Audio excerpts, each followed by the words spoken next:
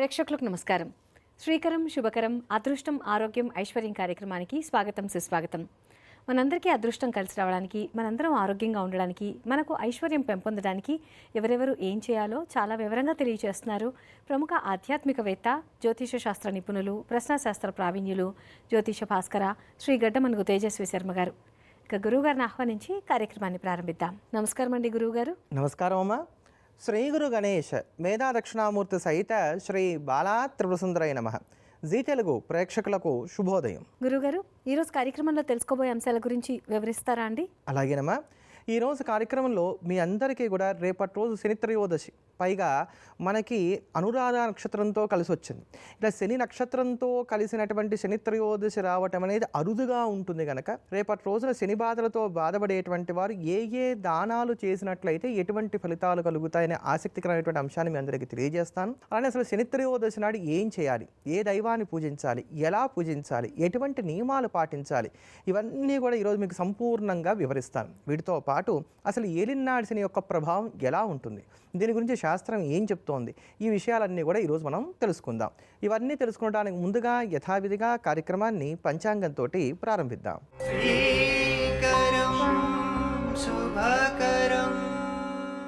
శుక్రవారం 26వ తేదీ జూన్ నెల 2026 శ్రీ పరాభవనామ సంవత్సరం ఉత్తరాయణం గ్రీష్మ ఋతువు నిజ జ్యేష్ఠమాసం తిథి శుద్ధ ద్వాదశి రాత్రి 10 గంటల 22 నిమిషాల వరకు, నక్షత్రం విశాఖ నక్షత్రం రాత్రి 7 గంటల 16 నిమిషాల వరకు, వర్జం రాత్రి 11 గంటల 45 నిమిషాల నుండి 1 గంట 33 నిమిషాల వరకు, దుర్ముహూర్తం ఉదయం 8 గంటల 24 నిమిషాల నుండి 9 గంటల 17 నిమిషాల వరకు, తదుపరి మధ్యాహ్నం 12 గంటల 45 నిమిషాల నుండి 1 గంట 37 నిమిషాల వరకు, రాహుకాలం ఉదయం 10 గంటల 30 నిమిషాల నుండి 12 గంటల వరకు, యమగండం మధ్యాహ్నం 3 గంటల నుంచి 4 గంటల 30 నిమిషాల వరకు, శుభ సమయాలు మధ్యాహ్నం 1 గంట 50 నిమిషాల నుండి 2 గంటల 35 నిమిషాల వరకు.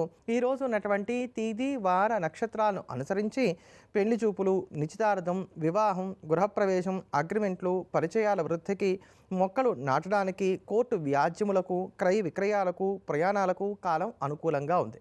ఈరోజు అప్పిచ్చినా, తీసుకున్నా, తాకట్లు పెట్టినా ఇబ్బందులు కలగడానికి గాను ఆస్కారాలు ఏర్పడుతున్నాయి. ఇవాళ పంచాంగ విశేషాలు తెలియజేసినందుకు ధన్యవాదాలు గురువుగారు. ఇక ఈ రోజంతా సాఫీగా సాగిపోవడానికి ఏం చేయాలో వివరిస్తారా?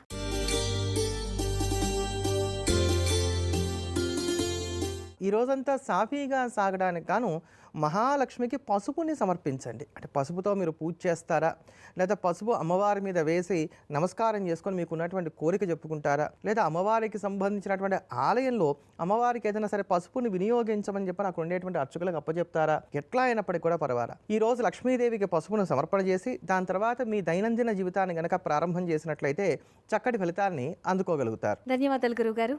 ఈ రోజుకున్న విశిష్టతల గురించి తెలియజేస్తారా అండి?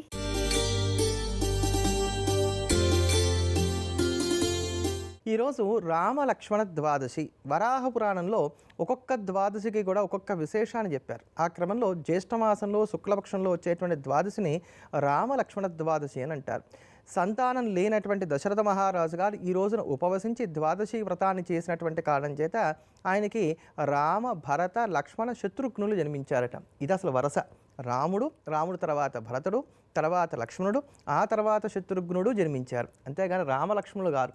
అయితే జంటగా ఉండేటువంటి వారు రామలక్ష్మణులు, భరత శత్రుఘ్నులు కనుక మనం అలా పిలవటం అనేది అలవాటు చేసుకున్నాం. ఇలా దశరథ మహారాజు గారు పుత్ర సంతానం పొందడానికి గాను కారకమైనటువంటి ద్వాదశి గనక దీనికి రామలక్ష్మణ ద్వాదశి అనేటువంటి పేరు వచ్చింది. అటువంటి ఈ రోజున మనం అందరూ కూడా ఉపవసించి శ్రీమన్నారాయణ గనక సేవించినట్లయితే సంతానం రక్షింపబడడానికి, సంతానం లేనటువంటి వారికి సంతానం కలగడానికి ఆస్కారం ఏర్పడుతుంది. అలానే ఈ రోజున అహోరాత్ర త్రివిక్రమ పూజను ఆచరించాలని చెప్పని శాస్త్ర గ్రంథాలు మనందరూ కూడా తెలియజేస్తున్నాయి.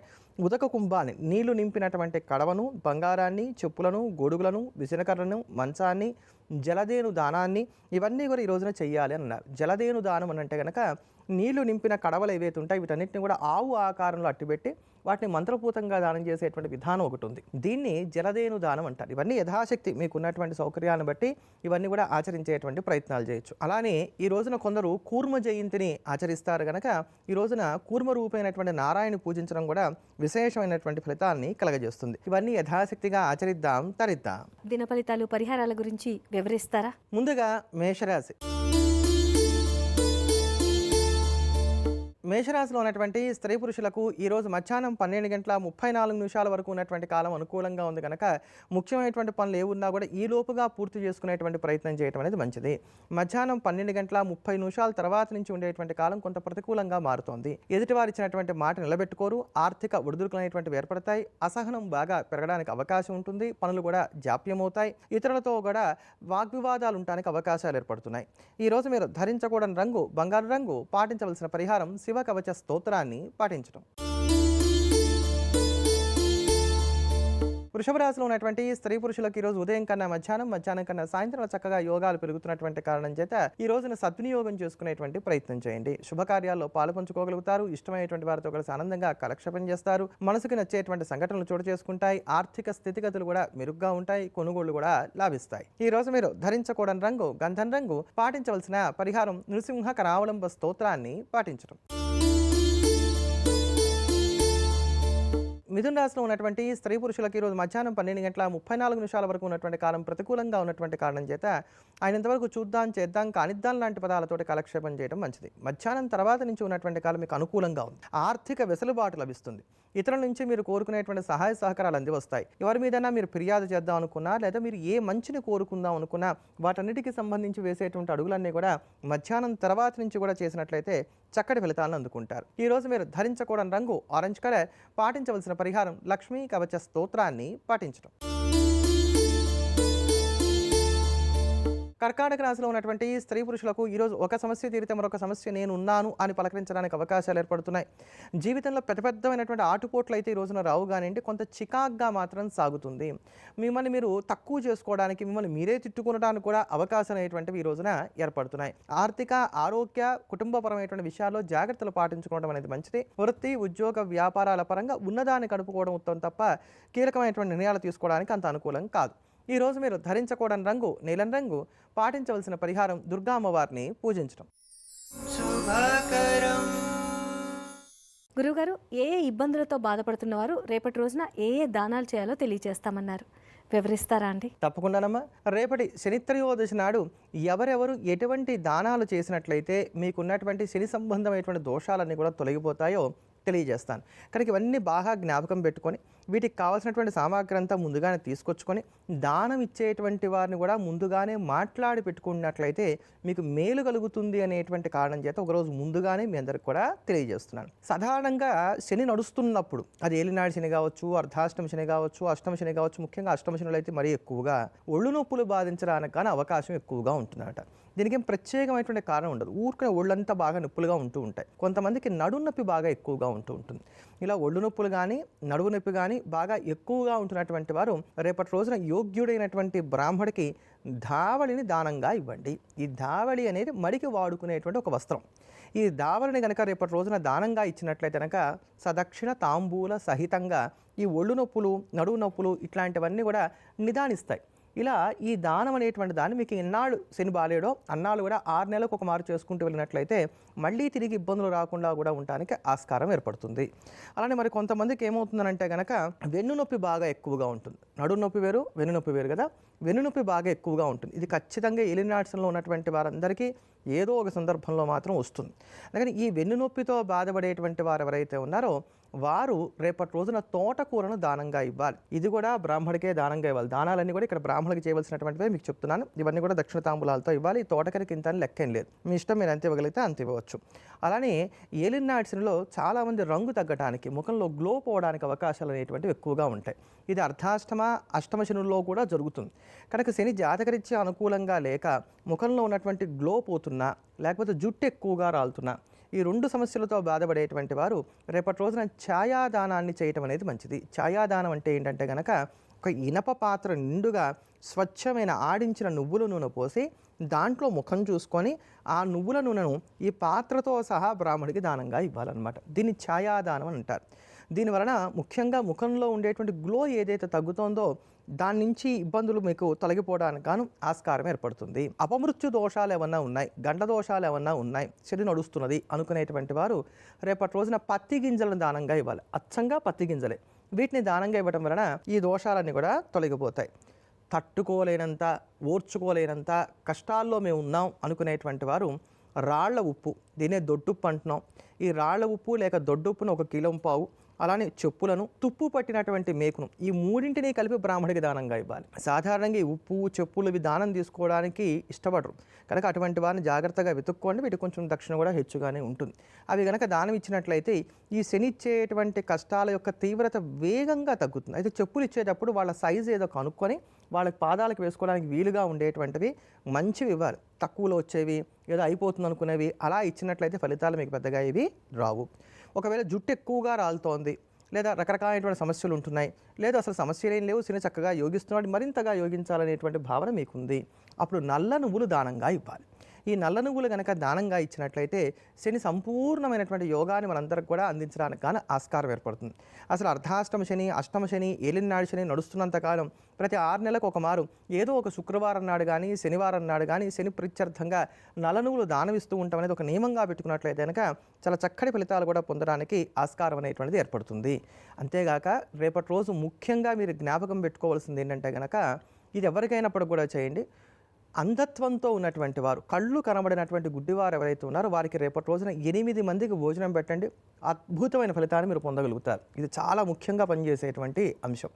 ఒకవేళ 8 మంది అంధులు దొరకట్లేదు అనుకున్నట్లయితే కనుక ఈ అంధులకి సంబంధించినటువంటి ఆశ్రమాలు లాంటివి ఉంటాయి కదా, అక్కడికి వెళ్ళి వాళ్ళ భోజనానికి సమృద్ధిగా సరిపోయేంత, ఒక 8 మంది తినడానికి సమృద్ధిగా సరిపోయేంత డొనేషన్ అయినా సరే రేపటి రోజే ఇవ్వాలి. ఇట్లా కనుక చేసినట్లయితే కూడా మీకు శని ఇచ్చేటువంటి దోషాలన్నీ చాలా వరకు తగ్గుముఖం పడతాయి. గురువుగారు, రేపటి శని త్రయోదశి రోజున ఏ దేవుణ్ణి పూజించాలి, ఎలా పూజించాలి, పాటించవలసిన నియమాల గురించి వివరిస్తామన్నారు. తెలియజేస్తారా అండి? తప్పకుండానమ్మా. ఏ పని మనం చేయాలన్నా మనందరికీ కూడా దిక్సూచిగా నిలబడేటువంటిది శాస్త్రమే. ఆ శాస్త్రం అసలు శని త్రయోదశి నాడు ఏం చేయాలి, ఎవరిని పూజించాలి, ఏ నియమాలు పాటించాలో చాలా చక్కగా వివరంగా తెలియజేసింది. అవన్నీ కూడా ఈ రోజున మీకు అందరికీ తెలియజేస్తాను. ఇవి జ్ఞాపకం పెట్టుకుని రేపటి రోజున ఇవన్నీ కూడా పాటించండి, చక్కటి ఫలితాలని అందుకోగలుగుతారు. శుక్లే కృష్ణే వా త్రయోదశి శనివారయుత ప్రదోష వ్యాపినీ చ భవతి తస్యా ప్రదోషే శివం సంపూజ్య నక్తం భుంజీత అంటోంది శాస్త్రం. శుక్లపక్షంలో కావచ్చు, కృష్ణపక్షంలో కావచ్చు, త్రయోదశి శనివారంతో గనక కలిసి వస్తే దాన్ని శని త్రయోదశి అని అంటారు. రేపటి రోజు మనకి శుక్లపక్షంలో వచ్చేటువంటి త్రయోదశి ఉంది, శనివారంతో కలిసి వచ్చింది. శనికి ప్రీతిపాత్రమైన అనురాధ నక్షత్రంతో కూడా కలిసి వచ్చింది కనుక రేపు చాలా విశేషం. ఇది ప్రదోష వ్యాపినిగా ఉండాలన్నారు. ఈ ప్రదోష సమయంలో అది కూడా ఉంది కనుక ఇట్లా ఉన్నప్పుడు ఏం చేయాలట, నక్త భోజనం చేయాలి. పగలంతా ఉపవాసం ఉండి రాత్రి నక్షత్రాలు ఉదయించిన తర్వాత భోజనం చేయడం అనే నియమం కలిగి ఈశ్వరుని పూజించాలి. ఇలా శివారాధన చేయటం వల్ల యథా త్రయోదశి శుక్ల మందవారేణ సంయుత ఆరబ్ధవ్యం వ్రతం తత్ర సంతాన ఫలవృద్ధయే. ఇలా ఎవరైతే కనుక రేపటి రోజు నుంచి ప్రారంభం చేసి ప్రతి ప్రదోషం నాడు కూడా శుక్లపక్షంలో కావచ్చు, కృష్ణపక్షంలో కావచ్చు, త్రయోదశులు అన్నింటా కూడా శివారాధన చేస్తూ వస్తారో వారికి సంతానం కలుగుతుంది అని అన్నారు. కనుక రేపటి రోజున చేసేటువంటి శివార్చన సంతానాన్ని కూడా అనుగ్రహిస్తుంది. ఎన్నాళ్ళు ఇలా చేయాలి? 24 కుర్వీత సాభీష్ట ఫలదాయిని. 24 త్రయోదశుల పాటు ఇలా చేసినట్లయితే కనుక వారి యొక్క కోరిక నెరవేరుతుంది. ఇక్కడ కేవలం సంతానం అనే కాదు, సాభీష్ట ఫలదాయిని అన్నారు కనుక వారు ఏ కోరికతో చేస్తే ఆ కోరికలన్నీ కూడా నెరవేరుతాయని అన్నారు. కనుక రేపటి రోజున మొట్టమొదట మనం చేయవలసింది ఏంటంటే కనుక బ్రహ్మముహూర్తంలో నిద్రలేవటం. నిద్రలేచి సూర్యుడు రావడానికన్నా ముందుగానే కాలకృత్యాలన్నీ కూడా తీర్చుకొని ఉదయిస్తున్నటువంటి సూర్య భగవానుడి యొక్క సూర్యబింబ మధ్యంలో పరమేశ్వరుని ధ్యానం చేసి సూర్యుడికి అర్ఘ్యప్రదానం చేసి ఇవాళ నేను ఈ త్రయోదశి వ్రతం చేస్తున్నాను, నాకు ఎటువంటి విఘ్నాలు రాకుండా కాపాడు తండ్రి అని చెప్పి నమస్కారం చేసుకొని సౌమ్యంగా ఉంటాం, సత్యాన్నే మాట్లాడడం, ఎవరికీ హాని చేయకుండా ఉంటాం, ఇవన్నీ కూడా ఆచరిస్తూ ఉండాలి. అవకాశం ఉన్నటువంటి వారు రేపటి రోజున ఉదయం 6 నుంచి 7 గంటల మధ్యలో శనిహోరం ఉంటుంది కనుక ఈ సమయంలో శనికి చక్కగా తైలాభిషేకం చేసుకోండి. అంటే నువ్వులతోటి అభిషేకం చేసుకోండి. అలానే ఆయన పాదాల దగ్గర నువ్వులు వేయండి. కుదిరితే నల్ల నువ్వులతోనే పూజ చేయండి. ఒక బెల్లం ముక్క నైవేద్యంగా సమర్పణ చేయండి. మీకు అవకాశం ఉంది, రకరకాలైనటువంటి దానాలు ఉన్నాయి శనికి సంబంధించినవి, ఈ దానాలన్నీ కూడా యథావిధిగా చేసేటువంటి ప్రయత్నం చేయండి. సాయంకాల ప్రదోష సమయం వరకు కూడా ఉపవాసం ఉండండి. సూర్యుడు అస్తమిస్తున్నాడు అనుకుని చక్కగా స్నానం చేసి శివాలయానికి వెళ్ళి శివారాధన చేసుకోండి. శివారాధన అయిన తర్వాత అప్పుడు ఇంటికి వచ్చి చక్కగా భోజనం చేయండి. ఇలా చేయడం వల్ల ఎటువంటి ఫలితాలు కలుగుతాయి? అసలు శనికి తైలాభిషేకం ఎందుకు చేస్తారు? నువ్వులతోనే ఆయన ఎందుకు పూజిస్తారు? బెల్లం ముక్కే ఎందుకు నైవేద్యం పెట్టాలి? ఈ శని ప్రదోష వ్రతాన్ని ఆచరించడం వలన అసలు ఎటువంటి ఫలితాలు కలుగుతాయి? ఇవన్నీ కూడా రేపటి రోజున వివరంగా మీ అందరికీ తెలియజేస్తాను. తదుపరి రాశుల యొక్క ఫలితాల గురించి వివరిస్తారా? తదుపరి సింహరాశి. సింహరాశిలో ఉన్నటువంటి స్త్రీ పురుషులకు ఈరోజు మధ్యాహ్నం 12 గంటల 34 నిమిషాల వరకు ఉన్నటువంటి కాలం మాత్రమే అనుకూలంగా ఉంది. తర్వాత నుంచి కూడా చికాకులు పెరుగుతున్నాయి, పనులు వాయిదా పడుతున్నాయి, ఇంట్లో ముఖ్యంగా తగాదాలు ఉండటానికి లేదా జీవిత భాగస్వామితో సరిపడకపోవడానికి అవకాశాలు ఏర్పడుతున్నాయి. ప్రయాణాలు వాయిదా పడవచ్చు లేదా ప్రయాణాల్లో అసౌకర్యాలు ఉంటాయి. ఈరోజు మీరు ధరించకూడని రంగు గులాబీ రంగు. పాటించవలసిన పరిహారం నవగ్రహ స్తోత్రాన్ని పాటించడం. కన్యారాశిలో ఉన్నటువంటి స్త్రీ పురుషులకు ఈరోజు మధ్యాహ్నం 12 గంటల 34 నిమిషాల వరకు ఉన్నటువంటి కాలం మాత్రమే చికాకుగా ఉంది. తర్వాత నుంచి ఉన్నటువంటి కాలం యోగిస్తోంది. అమ్మో ఈ పని అవుతుందా కాదా, ఇలా దేంట్లో అయితే కనుక మీరు కంగారు పడుతున్నారో, టెన్షన్గా ఉన్నారో, లేకపోతే ఇవాళ ఏదో జరిగిపోతుందని చెప్పిన ఆందోళన పడుతున్నారో, వీటన్నిటి నుంచి కూడా మధ్యాహ్నం తర్వాత నుంచి కూడా అమ్మయ్య అని ఊపిరి పీల్చుకునేటువంటి విధంగా కాలం చక్కగా సహకరిస్తుంది. మధ్యాహ్నం తర్వాత నుంచే ఏ పని చేయాలని కూడా ప్రారంభం చేయండి, చక్కటి ఫలితాలను అందుకుంటారు. ఈరోజు మీరు ధరించకూడని రంగు నలుపు రంగు. పాటించవలసిన పరిహారం శివకవచ స్తోత్రాన్ని పాటించడం. తులారాశిలో ఉన్నటువంటి స్త్రీ పురుషులు రకరకాలైనటువంటి ఆలోచనలు చేస్తారు. ఒక నిర్ణయానికి రావడం అనేది కష్టంగా ఉంటుంది. ఊహించినటువంటి వృధా ఖర్చులు ఉంటాయి. మధ్యాహ్నం తర్వాత నుంచి మానసిక ప్రశాంతత కాస్త తగ్గుతుంది. జీవిత భాగస్వామితో వాగ్వివాదాలు ఉండడానికి అవకాశాలు ఏర్పడుతున్నాయి. ఏదో చేయాలి అనేటువంటి తపన, ఏం చేయాలి అనే దాంట్లో క్లారిటీ ఉండదు. ఇలా ఈరోజు చాలా వరకు కూడా కన్ఫ్యూజన్గానే సాగుతుంది. అలసట కాస్త ఎక్కువగా ఉంటుంది. ఈరోజు మీరు ధరించకూడని రంగు వంకాయ రంగు. పాటించవలసిన పరిహారం రుణ విమోచక అంగారక స్తోత్రాన్ని పాటించడం. వృశ్చిక రాశిలో ఉన్నటువంటి స్త్రీ పురుషులకు ఈరోజు మధ్యాహ్నం 12 గంటల 34 నిమిషాల నుంచి ఉన్నటువంటి కాలం అనుకూలంగా ఉన్నటువంటి కారణం చేత ఇక్కడి నుంచి కూడా ముఖ్యమైనటువంటి పనులు ఏమున్నా కూడా మీరు చేసుకోండి, చక్కటి ఫలితాలను అందుకోగలుగుతారు. మధ్యాహ్నం తర్వాత నుంచి చేసేటువంటి చర్చలు, అగ్రిమెంట్లు, రిజిస్ట్రేషన్లు ఇలాంటివన్నీ కూడా సానుకూలపడతాయి. నేటి సాయంత్రం ఆహ్లాదకరంగా సాగుతుంది. మిత్రుల నుంచి మీరు కోరుకునేటువంటి సహాయ సహకారాలు కూడా అందివస్తాయి. ఈరోజు మీరు ధరించకూడని రంగు తెలుపు రంగు. పాటించవలసిన పరిహారం వెంకటేశ్వర కరావలంబ స్తోత్రాన్ని పాటించడం. గురుగారు, ఏలినాటి శని ప్రభావం ఎలా ఉంటుందో తెలియజేస్తామన్నారు, వివరిస్తారా అండి? తప్పకుండానమ్మా. మనిషి యొక్క పూర్ణాయుర్దాయం 100 సంవత్సరాలు అనుకున్నట్లయితే గనక ప్రతి 30 ఏళ్లకు ఒకసారి చొప్పున ఏలినాడ్స్ అని మనిషి జీవితంలో 3 సార్లు వస్తుంది. కొంత అరుదుగా 4వసారి కూడా రావడానికి అవకాశం ఏర్పడుతుంది. ఇందులో మొదటిసారి వచ్చేటువంటి ఏలినాడ్స్ అన్ని కంగు శని అంటారు. అంటే దీనికి ఏం శాస్త్ర ప్రమాణాలు ఏం లేవు, కానీ లోకంలో ఉండేటువంటి వ్యవహారం ఏంటంటే మొదటిసారి వచ్చేటువంటి శనిని కంగు శని అని అంటారు. అంటే కంగు తినిపిస్తాయట. అందుకని చెప్పని మొదటిసారి వచ్చేటువంటి శనిని కంగు శని అని అంటారు. రెండవసారి వచ్చేటువంటి ఏలినాడు శని ఏదైతే ఉంటుందో, అంటే ఒక 30 ఏళ్ళ దీని తర్వాత మళ్ళీ తిరిగి వస్తుంది కదా, అప్పుడు రెండవసారి వచ్చేటువంటి ఏలినాడు శనిని పొంగు శని అని అంటారు. పాలు ఎలా అయితే పొంగి బుస్సుమని పొంగి ఆగిపోతాయో అట్లా ఇది కూడా అలా కొంత ప్రభావం చూపెట్టి ఆగిపోతుంది. అందుకని చెప్పని దీనికి పొంగు శని అనేటువంటి పేరు ఉంది అని అంటారు. కానీ వాస్తవానికి నేను అనుభవంలో చూస్తున్నంత వరకు మాత్రం ఈ పొంగు శని లాంటివి అయితే ఏమీ పనిచేయట్లేదు. రెండవసారి ఏలినాడు శని వచ్చినప్పుడు అసలు ఎక్కువగా ఇబ్బందులు ఉంటున్నాయి. ఎందుకంటే రెండోసారి ఏలినాడు శని సాధారణంగా 30 నుంచి 60 ఏళ్ల వయసు మధ్యలో రావడానికి అవకాశం ఎక్కువగా ఉంటుంది. ఉండే వ్యవహారాలన్నీ అప్పుడే ఉంటాయి కదా, పెళ్ళిళ్ళు, పిల్లలు, బాధ్యతలు, ఉద్యోగాలు, దాచుకోవడాలు, లేకపోతే మనకు కొనుక్కోవాల్సినటువంటి ఆస్తులు, పాస్తులు, ఇవన్నీ ఉండేదంతా కూడా అక్కడే ఉంటుంది. కనుక అక్కడే వీళ్ళు ఎక్కువగా అవస్థపడ్డాన్ని మాత్రం నేను గమనిస్తున్నాను. మూడోసారి వచ్చేటువంటి శని ఏదైతే ఉంటుందో దాన్ని మంగు శని అని అంటారు. సాధారణంగా ఇది కొంత వార్ధక్యంలో రావడానికి అవకాశం ఉంటుంది కనుక అక్కడ అనారోగ్య సమస్యలు కావచ్చు, పిల్లలతో వచ్చేటువంటి చికాకులు కావచ్చు, ఇట్లాంటివన్నీ కూడా ఉండడానికి అవకాశం అనేటువంటివి ఏర్పడుతూ ఉంటాయి. కొంతమంది చూడండి, నేను ఆ రోజుల్లో ఎంత బాగా బతికాను, ఇలా ఎంత బాగా చూసుకున్నాను, ఇప్పుడు చూడండి నా పరిస్థితి ఎలా ఉందో, ఇలా బాధపడుతూ ఉంటారు ఒక వార్ధక్యం వచ్చిన తర్వాత. ఒకళ్ళ మీద ఆధారపడడం అవుతుంది కదా, కనుక అవన్నీ కూడా ఇక్కడ రావడానికి అవకాశం ఉంటుంది అని అన్నారు. ఏది ఏమైనప్పటికీ కూడా అది కంగు శని అయినా, పొంగు శని అయినా, మంగు శని అయినా మొత్తానికి ఏలినాడు శని. ఈ ఏలినాడు శని అంటే ఏమిటి అసలు? మీ రాశికి వెనకాల భాగంలో ఉన్నటువంటి రాశిలో శని 2.5 సంవత్సరాలు, మీ రాశిలో 2.5 సంవత్సరాలు, మీ రాశికి పక్కన ఉన్నటువంటి రెండవ రాశిలో శని 2.5 సంవత్సరాలు, వెరస 7.5 సంవత్సరాలు సంచారం చేసే కాలాన్ని ఏలినాడు శని అని అంటారు. ఈ ఏలినాడు శనిలో ఒక్కొక్క భాగంలో ఒక్కొక్క ఇబ్బంది అనేటువంటిది మనకు కలుగుతుందన్నమాట. అంటే శని ఇచ్చేటువంటివన్నీ ఇబ్బందులే ఉన్నాయంటాను కూడా లేదు. శని పురాకృతమైనటువంటి పాపాన్నంతా కూడా ఇక్కడ అనుభవింపజేసి మనందరినీ కూడా పవిత్రులు చేయడానికి కానీ అవకాశం ఏర్పడుతుంది. అలానే జాతకరీత్యా శని ఉన్నటువంటి స్థానాన్ని బట్టి, మీరు జన్మించినటువంటి రాసులను బట్టి శని యోగాలు ఇవ్వడానికి కూడా అవకాశం ఏర్పడుతుంది ఏలినాడు శనిలో కూడా. ఉదాహరణకి వృషభ రాశి ఉందనుకుందాం, తులారాశి ఉందనుకుందాం, వీటికి చాలా అమితమైనటువంటి యోగకారకుడు శని. ఏలినాడు శని వృషభ, తులారాశి వారికి అత్యద్భుతంగా కలిసి రావడానికి కాను ఆస్కారం ఏర్పడుతుంది. కనుక వ్యక్తిగత జాతకాన్ని బట్టి కూడా దీని ప్రభావం ఎలా ఉంటుందనేటువంటిది మనం నిర్ణయం చేసుకోవాలి. అయితే ప్రస్తుతానికి కుంభరాశి వారికి, మీనరాశి వారికి, మేషరాశి వారికి ఏలినాడు శని నడుస్తుంది కనుక వీరు మాత్రం శనికి సంబంధించినటువంటి పరిహార క్రియలు చేసుకుంటూ ముందుకు సాగడం అనేది మంచిది. తదుపరి రాశుల యొక్క ఫలితాల గురించి వివరిస్తారా? తదుపరి ధనుసు రాశి. ధనుసు రాశిలో ఉన్నటువంటి స్త్రీ పురుషులకు ఈరోజు మధ్యాహ్నం 12:34 వరకు ఉన్నటువంటి కాలం అనుకూలంగా ఉంది కనుక ఈ కాలాన్ని సద్వినియోగం చేసుకోండి. తర్వాత నుంచి కూడా ప్రయాణాల్లో కాస్త అలసట అనేది ఎక్కువగా ఉంటుంది. ఎదుటివారిని అర్థం చేసుకోవడం అనేది కొంచెం కష్టసాధ్యంగా మారుతుంది. పరిస్థితులు ఎలా ఉన్నప్పటికీ కూడా మీరే తగ్గి ఒదిగి ఉండవలసినటువంటి స్థితిగతులు ఏర్పడుతున్నాయి. వేళకు నిద్రాహారాలు కూడా కాస్త లోపిస్తాయి. ఈ రోజు మీరు ధరించకూడని రంగు ఎరుపు రంగు. పాటించవలసిన పరిహారం విష్ణు సహస్రనామ స్తోత్రాన్ని పారాయణ చేయటం.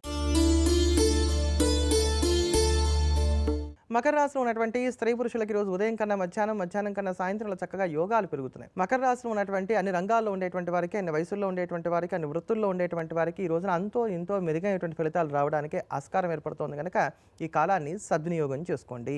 అప్పులు తీర్చగలుగుతారు, ఆధ్యాత్మిక చింతన కలిగి ఉంటారు, ఎదుటివారిని బాగా అర్థం చేసుకుంటారు. ఈ రోజు మీరు ధరించకూడని రంగు చిలక ఆకుపచ్చ రంగు. పాటించవలసిన పరిహారం అర్జునకృత దుర్గా స్తోత్రాన్ని పాటించడం. కుంభరాశిలో ఉన్నటువంటి స్త్రీ పురుషులు ఈరోజు కెరీర్ మీద ఎక్కువగా ఫోకస్ పెట్టేటువంటి ప్రయత్నం చేస్తారు. ఆర్థిక విషయాలు, ఆరోగ్యపరమైనటువంటి అంశాలు అనుకూలిస్తున్నాయి. నూతన ఉద్యోగ ప్రయత్నాలు కూడా కలిసి వస్తాయి. అంది వచ్చే ప్రతి అవకాశాన్ని కూడా సద్వినియోగం చేసుకునేటువంటి ప్రయత్నం చేయడం మంచిది. ప్రేమలు ఫలిస్తాయి. శుభకార్యాల్లో కూడా పాలు పంచుకుంటారు. మొత్తం మీద రోజంతా బాగా హడావిడిగా ఉంటారు. ఉపయోగపడేటువంటి స్ట్రెస్ ఉంటుంది. ఈ రోజు మీరు ధరించకూడని రంగు పసుపు రంగు. పాటించవలసిన పరిహారం ఇష్టదైవాన్ని పసుపు రంగు పూలతోటి పూజించడం. మీనరాశిలో ఉన్నటువంటి స్త్రీ పురుషులకు ఈరోజు మధ్యాహ్నం 12:34 వరకు ఉన్నటువంటి కాలం ప్రతికూలంగా ఉంది. దాని తర్వాత నుంచి ఉన్నటువంటి కాలం చాలా వరకు కూడా అనుకూలంగా మారుతోంది. అయితే ఆర్థిక విషయాలు కానివ్వండి, కొనుగోళ్లకు సంబంధించిన అంశాలు కానివ్వండి తప్పవు అనుకున్నట్లయితే వీటిని మధ్యాహ్నం తర్వాత నుండి చేసుకునేటువంటి ప్రయత్నం చేయండి. మంచి ఫలితాలని అందుకోగలుగుతారు. నేటి సాయంత్రం ఏదైనా సరే విహారయాత్ర చేయడానికి లేదా ఏదైనా సరే ఆధ్యాత్మిక కేంద్రాలను సందర్శించడానికి అవకాశం అనేటువంటివి ఏర్పడుతున్నాయి. భార్యాభర్తలు, కుటుంబ సభ్యులతో ఉన్నటువంటి ఎదుటివారితో ఉన్నటువంటి పొరపచ్చాలు ఇవన్నీ కూడా మధ్యాహ్నం తర్వాత నుంచి కూడా తొలగిపోవడానికి అవకాశాలు ఏర్పడుతున్నాయి. సుదీర్ఘమైనటువంటి ఆలోచనలు చేసి మంచి నిర్ణయాలను కూడా తీసుకోగలుగుతారు. ఈరోజు మీరు ధరించకూడని రంగు బూడిద రంగు. పాటించవలసిన పరిహారం శివకవచాన్ని పఠించడం. గురుగారు, ఇవాళ కార్యక్రమంలో దిన ఫలితాలు, పరిహారాలతో పాటు ఏలినాటి శని ప్రభావం ఎలా ఉంటుందో చాలా వివరంగా తెలియజేసినందుకు ధన్యవాదాలండి. ధన్యవాదాలమ్మా. ఎల్లప్పుడూ దేశాన్ని ప్రేమిద్దాం, దైవాన్ని స్మరిద్దాం. స్వస్తి. ఇదండి ఇవాళ శ్రీకరం శుభకరం అదృష్టం ఆరోగ్యం ఐశ్వర్యం కార్యక్రమం. రేపటి కార్యక్రమంలో మరిన్ని అంశాలతో మళ్ళీ కలుసుకుందాం. అందాక సెలవు మరి. నమస్కారం.